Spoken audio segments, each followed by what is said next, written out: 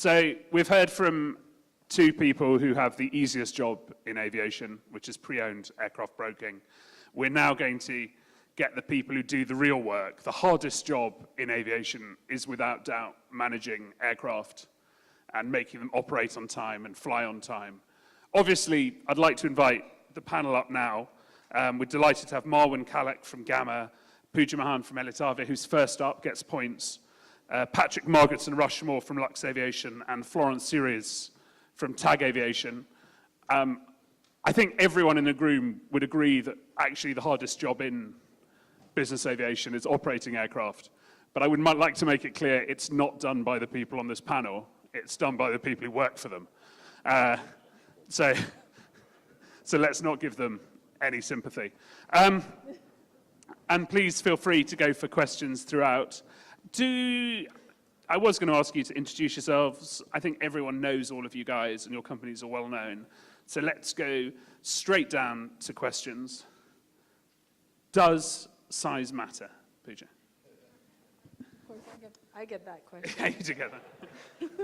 I didn't mean it in that way, but... Well, no. Elit'Avia is more or less, we have a fleet of about 20 aircraft, and we're more or less considered a boutique operator. For us, I don't see us getting too much bigger than that, and the reason why is it's definitely a balance between offering personalized service and economies of scale, growing in size. In order to manage and keep the service level consistent, which in business aviation, really on our side, that is the key, is to keep a consistent service level with our clients. You really need to augment your staff, and it becomes a beast that is very difficult to manage. So I don't know if clients value size. That the true answer is for us, from the operator perspective, not really. Patrick, you're representing Luxaviation Group. Are you a beast that can't be managed? No, I mean, I think size can be managed, and I'm not so sure that a small operator is different from a larger operator. We have 280 aircraft around the world, other than in Americas, and 1,700 people. But in each location, for example, in the UK, we have just under 30 aircraft. And I think what you were saying, Puja, is right. It's a personalised business. So, yes, you can benefit from economies of scale, but also at the same time, you have to be aware that aircraft owners, they can be quite demanding, and therefore you need to give the right amount of attention to them, which limits the number of aircraft owners an individual can actually look after. So for us, yes, we're a different scale to you, but I suspect we provide in the same way locally the same sort of level of service. Marwan, you're a consolidator? Yes, I would say that I think it depends what you do with the size. I think from a client perspective, they certainly recognize the value that comes with the size of the operation, whether it's economic benefits or standards or reach and so on. And I think if you can find a way to channel the benefits of that size back to your customers whilst retaining the attentiveness that comes with a boutique operation, then I think you have an enhanced value proposition to the customers that's unbeatable. How often do you wake up in the morning and go, I wish we were smaller? Never. Liar. Florent? Well, I think that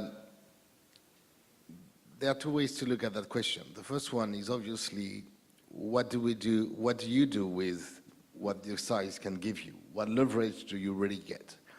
And is it going to be passed through to your client directly? In which case, I think we're all doing everything we can for, a few billionaires to pay less and less for our services. Or do you actually get an extra benefit for you as a management company? What we see today is the fact that most of the benefit we can get through the economies of scale are passed on directly to our clients.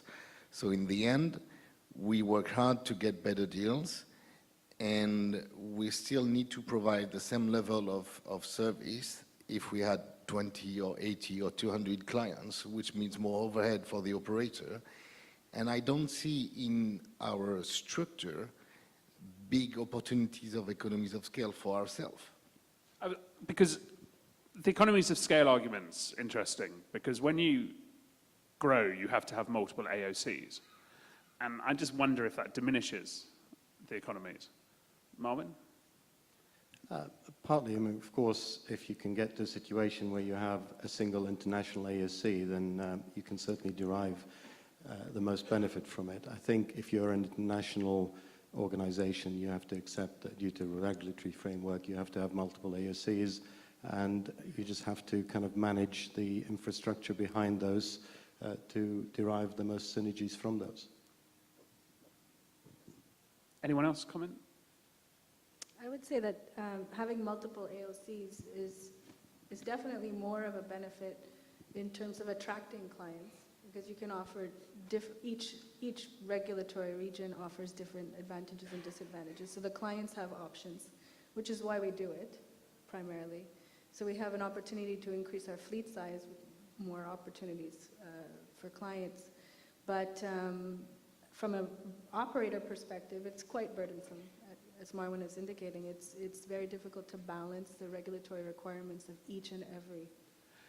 So, can we have a yes or no answer for everyone on the stage? Marwan, you look so worried. Are the regulatory burdens getting worse? Are you getting more, or not worse, are you getting more regulatory, more regulations every year? I think the answer is yes. Yes. Yes.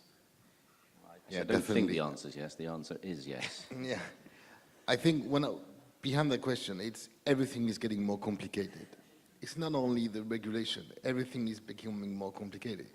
Today, finding pilots is becoming a challenge, where, a couple of years ago, you had 100 pilots available for one position. So everything is getting more and more complicated. And to me, that attracts, one of the consequences of that situation is the fact that owners distance themselves from their aircraft, because that became so complicated that they don't want to hear about it. They pay you for it, and they just don't want to hear about it. And we're losing that connection with the owner, which was the key of our service companies. Do you agree? Anyone? Yeah, I think that's very true. The larger aircraft, you get mid-size up, the owners, he or she has got their own business to run, and they allocate somebody internally to actually run their aircraft for them. They don't really want to get involved in the day-to-day. Whereas I'd say my experience of smaller aircraft owners at the smaller levels, the Cessnas, Phenom 300 and things like that, the owner has a higher level of interest in the product himself. But the larger guys, girls, they're just going from A to B. That's all they're doing in the most comfortable, private manner, and that's how they treat it as. Here's a nice question from the audience. Do owners value price over safety? Oh, I've lost it, sorry. Do owners value price over safety and compliance? I don't think the two actually are, you don't compare the two. Everybody knows, we know that safety comes first, number one, full stop. And that's throughout the industry. All my competitors apply that as well as I do. And all the aircraft owners that I deal with are fully aware of that. It comes first. So it's not, having said that, they can be on the lower, smaller aircraft. They can be, your management fees, some of the smaller operators are able to do it at a very low rate. And so it's difficult to attract the smaller aircraft owners for a larger operator because of our infrastructure costs. I would say that most of the owners now consider safety to be almost, it's a given. When you have the conversation and you explain everything you do in order to improve safety, after 5 minutes of explaining what you do, they say, okay, I get it, you're safe. But like everybody else, no, because they have an AOC. So they don't really see the value of what we're trying to put together to improve that safety element. And funny enough, it seems to be a fairly general comment in this industry. All, being a broker or being an operator or anybody in this room, we have a hard time demonstrating the value of what we're providing to the owners. Yeah, I have to agree with that to some extent. I think price is definitely a conversation at the beginning, when you begin the relationship. You kind of get through that conversation, and then the further discussions are about safety and compliance, and they're not so interested because it's a given for them that we're providing a safe operation. And the regulatory burden is getting bigger, as far as maintaining safety and keeping. There's lots of threats out there, so we have to increase costs. That's where we have a challenge sometimes. Yes, I mean, I would agree. It is a given. Most customers we speak to assume that they're dealing with a highly regulated industry, that it will deliver a safe service and does deliver a safe service. And it's really a subject matter that they don't kind of understand and relate to, so they don't want to get into the weeds of it. So they focus on more of the, business part of the relationship and the service part of the relationship. How do you, so if we take safety as a given, and certainly... Sorry, we don't, they do. Sorry, yeah, which is why I'm not an operator. Take safety as a get. If we assume that all 4 companies up here, very highly regarded, it is something that flying with you guys is, how do you differentiate yourselves? It's, as I said, I mean, if that is a given and it's an area they don't understand and they can't see the differentiation, then you have to differentiate yourself on the areas that matter to them, which is service delivery. And I wouldn't say it's the price, I think it's the value proposition that you put in front of them, which is not just price, it's a combination of things. But Marwan, is it largely personal relationships or how you get on with the individual owners? Because all of you guys offer great customer service, all of you guys, and as do the other operators who are here, who are obviously the cleverest operators in the market because they're here. How do you differentiate? Is it just purely you win a customer because some customers you like, like you? What is it? I mean, I think it comes down to character. I mean, in the UK, my business partner, George Gallinopoulos, has a Greek approach to life, and he gets on well with Mediterranean guys. And I deal with some of the other owners. It depends. It's the square peg, round hole. I don't fit with all the owners that we look after, and neither does George, or neither does Hervé, etc., throughout the group. So I think you need a large number of disparate, different type of characters to deal with the varying demands of different aircraft owners. I think really choosing a management company is a leap of faith for most owners to start with. They're listening to all of us pitch to them. So yes, you need something to get you over the line. That could be a relationship, a recommendation, whatever. But really the test comes from the point that you actually win that business and how you service it and how you retain that client. That's the only time you get the chance to actually demonstrate to that client whether they've made the right choice or not. Yeah, and just to answer your question, yes, the relationship is fundamental. The personal relationship with the client or with the client's team is fundamental once you do get into the door and start working with them. That's why it's hard to make it a scalable business, coming back to the first question, because at the end of the day, it is that relationship that will be the trigger. Marwan, you disagree, don't you? No, I think it's a challenge to make it scalable, but that's where the opportunity is as well. Okay, here's a question from the audience. If you had to put a figure on economies of scale, what percentage in operating costs can a large operator save over a small operator? Brackets, if any. I'm assuming it's a smaller operator asking this question. I assume they don't mean safe, but save, the monetary gain. Yeah, but what percentage do you think? 15 to 20%. Really? That high? Pretty high. Yeah, you can see really big differences in some elements, like insurance, for example. That's where size will help you to really make a big saving compared to a very small operation.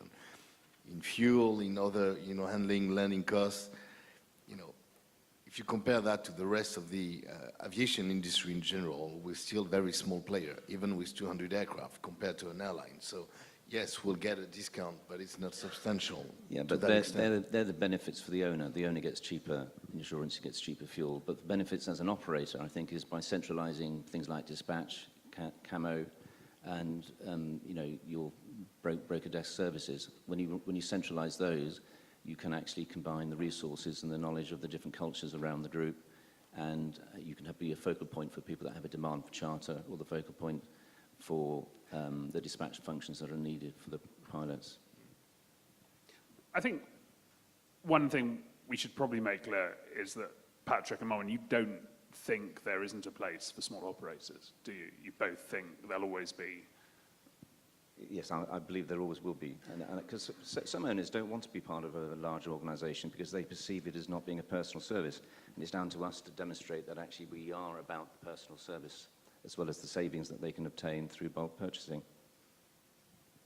I'd go further than that. I would say that it is essential that we retain a core of smaller operators and medium-sized operators as the consolidation takes place. It's very healthy for our industry. Okay, we've got a specific question. What is your policy with AOGs on commercial charter? Please don't answer with, we try to. That's not a policy.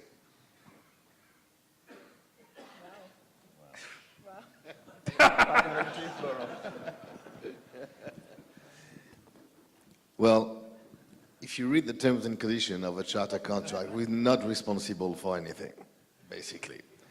So if your aircraft goes tech, bad luck. Obviously, so that's the policy. Then commercially, you have to stand for what you believe in. And we all here, talking about how great we are in customer service. So how could we look at ourselves in the mirror and say to the client who's stuck somewhere on a charter trip, yeah, good luck, we'll send you money back and try to find another aircraft. And that's where maybe one of the elements where size can help a little bit, because we can, by having access to a bit more aircraft, that we can play around and try to reduce the damage of the inconvenience that the charter client expects. But again, it's only on the basis of commercial gesture.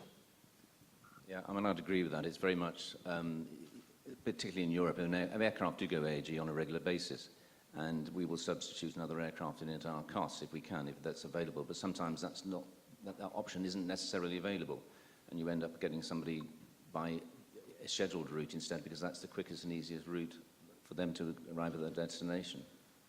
Okay, moving on. We're getting a lot of questions about technology, which is probably a sign of how many technology companies are in the room. How have owner, this is from Per at Avanode, how have owner or client expectations changed in regard to service and technology? And also we have a question from Bernard Fragner, which is, does the booming world of the Internet of Things help to manage growth? Can we combine that into an answer? Puja? From the client perspective, what we're seeing is, I think more than anything, they're interested in what's happening in the cabin. So they want Wi-Fi, they don't want to pay a lot, and the burden is on the operator and the OEM to bring those services to bear, and the suppliers out there. So we, case by case, new clients with new aircraft, it's less of a discussion. Older clients, we have to then case by case look at those things. As far as our service level is concerned, business aviation is a still very old-fashioned industry, and all of our clients, particularly the ultra-high net worth individuals, they want the top of personalized service. So that hasn't changed. Is there a shortage of companies calling you guys to pitch new ops and IT solutions? Not really. In terms of on the aircraft, or the internet and phones, there's three main companies that we will use. The demand comes from an owner and a charterer of an aircraft. The charterer of the aircraft, when he realizes how much it all costs, they rarely use it in any event. There are occasions when they do use it, but when they realize that after the first X minutes they need to pay and the price is Y, they go, forget it. It's so expensive. I was thinking more about marketplaces, optimization, flight. Are you excited about the new technology coming, Patrick? You mean all the... I'm always excited. You mean all the IT platforms that we're seeing? So for me, that's just another conduit to market. So historically, we had a broker picking a phone up. Now we've got the internet doing through Avinode. And then we have a number of internet brokers, there's about 6 or 7, I think, currently, but there have been more. But what that does for me is it lowers the price of a product that's already got a very low margin in the event, because people will just go for the lowest price, and it drives the price down. So it's something we have to deal with, but it is, as I say, another conduit for market for us. What's the best shareholder for an operator? Myself. Is this after you've sold to Luxaviation Group, or? Well, I mean, yes. I mean, we're now a minor shareholder in the company, but we didn't sell 100% because we were aligned in terms of where we were going.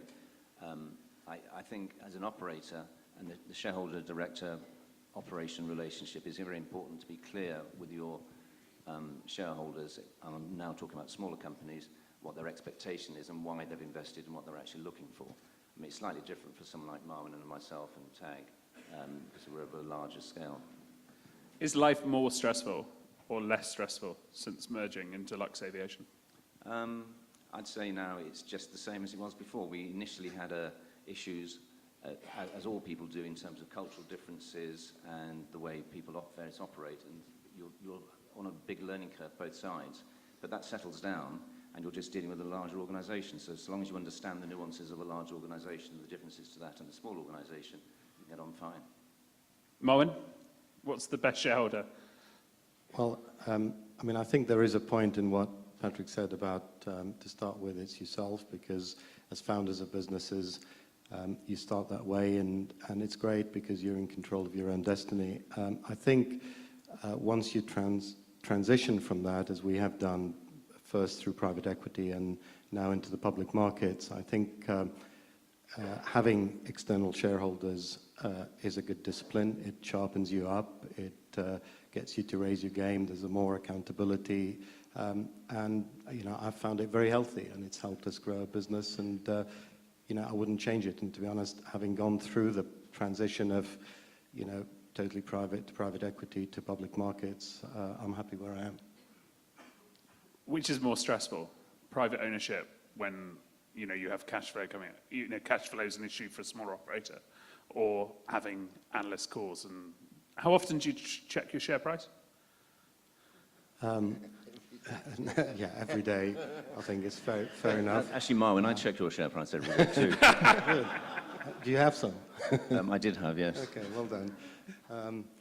No, I mean, I think, is it more stressful? I mean, look, when you're running your own business and own it 100%, I would say that is probably the most stressful and lonely place you can be, because there's just you and there's a lot of people depending on you. Does it change significantly when you go through others? No, you just can spread the burden, and you've got a few more shoulders to cry on if things are not going right, and get some advice from. Now where we are, I think it's very clear. You have expectations. Analysts want to speak to you about how you're performing, and it's actually pretty straightforward. Patrick, did you just reveal that you're a Gama shareholder? What I revealed was that I have had Gama shares. I no longer do have any. Could have been worse. You could have sold it short. Florent, what's the best shareholder? Well, I think we are in a quite unique situation because we have the same shareholder forever with TAG. And TAG Aviation is a company that belongs to a bigger group who has a brand that is quite recognized in aviation, but in also areas of business. And the message we get from our shareholders, which is very stable, it's always about do your best in everything you do. Luckily for us, they have other businesses to make money. So the aviation is linked to their passion, and the brand is what really drives our shareholders. So they want us to do everything in every action to value that brand. Puja? Well, Elit'Avia is private ownership, so I can speak for that in that the owners are passionate about business aviation. They're very close to the company. Yes, there are cash flow issues, but also there's a lot more flexibility and a lot more leeway when it comes to performance sometimes. So to summarize that last question, the best shareholder is whichever one you each have individually. That was probably a waste of time. Right. Let's go through some questions really quickly. Does size matter in Asia? Yes, no answer. Is that a real question? Yes. Thanks, Marwan. Great. Are you seeing an increase in non-commercial use management? Yes. And ours is no. Okay, that was nice, easy, clear. Puja, you can decide that one. Yeah, no. Great. Do complicated regulations translate directly into safer operations? The more complicated, we've all said it gets more complicated, is it getting safer? Don't rush. Patrick. I mean, we always complain about the red tape and the administration that the local civil aviation authority actually puts on you. They are there for a good reason, and we, throughout all the 12 AOCs we have, we work with the local regulators. They are doing a job to constantly improve. It may be that perhaps what they look to implement is not actually improving the safety and quality level, but it's a case of just working together and not treating it as being adversarial. Marwan, you're also the chair of the BBGA, the British Business and General Aviation Association. I've added an extra word there somewhere. Why, as large organisations, are you not powerful enough to fight the regulation for the better of the whole industry? I think they are. I think they're doing their best, both individually and through their associations. It's obviously a tough challenge. And just kind of in answer to your previous question, I think that the amount of change that keeps coming along is part of the challenge. I mean, we all know that change itself imposes a risk. Managing that change imposes a risk, and the level of constant change in regulation and governance of that is part of the problem. But I think the associations, obviously, I would say that, wouldn't I? But I think are working very diligently and effectively to try and stem that. I mean, I think one of the issues is about the survival of smaller operators in the face of this legislation, and I think the associations can take great credit in making sure that is kept proportionate. Is part of the problem that no matter how big your companies are, that you're still quite small compared to airlines, and regulators are still much more focused on airlines than business aviation in every country, except maybe the Isle of Man. And Malta. And Malta. And Malta, of course, sorry, take Malta, yeah. And Malta, yeah. I think that's very And true. actually San Marino, to be fair. Let's stop this. And Aruba. Yeah, no. Okay. What do you see? Where do you see your future growth? Organic. Actually, someone else has gone. I think this is a smaller operator looking to sell. Why has Gama not continued to buy smaller operators? Sorry, can you run the question by me again? Why has Gama not continued to buy smaller operators? We haven't stopped. We just haven't found the right opportunities at the moment. Patrick, Change in policy. it's not a change in plan. Where do you see your future growth? Organic or through acquisition or consolidation? We could merge 4 into 1 now. Yeah, we could, couldn't we? Yeah.